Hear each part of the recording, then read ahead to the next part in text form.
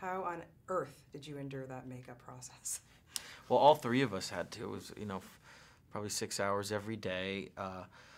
And it took away from some of the shooting time, and it was very complicated to try to inhabit that older version of J.Edgar Hoover, and for all the other actors, too. Not just the makeup and the prosthetic, but to be able to walk into a room and talk to, Robert F. Kennedy as if he was a young political upstart who didn't know the first thing about the state of the world or politics to begin with. It was to have that sort of political command was the most challenging thing.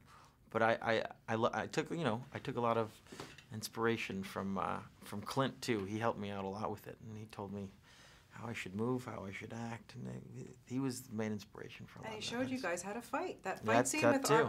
Wow, having Clint Eastwood at 81 do a fight scene, Leo. No, he isn't afraid to get his hands dirty. That's for sure. And we did that whole sequence, and he brought his stunt coordinator in that he'd been working with for 4 decades, and they reenacted our fight scene for us. And Army and I couldn't help but stand there and have a huge grin on our face as we were watching that. Totally. The one scene that moved me beyond tears was the scene with Judi Dench when she talks about Daffy and I'd rather have a dead son. That scene is unbelievable.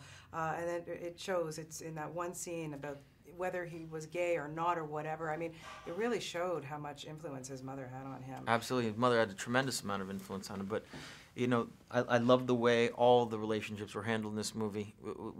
It was done with incredible class, because whether any of these things were requited on a physical level almost remains none of our business. What we do know is that these men committed their life and of service to their country, as did Helen Gandy. None of them had a relationship of any kind with another person, no family, no love in their life. They devoted their entire life to their country, but they were people. It was a different era and time that wouldn't have been socially acceptable even if they were. But I just felt that it was handled with a lot of class, and it still remains a mystery to this day. I couldn't tell you either way what happened between those men. Totally agree. Very quickly, big anniversary for Titanic coming up, unbelievable. James Cameron releasing it in 3D. Are you excited to see that? Oh, very much so.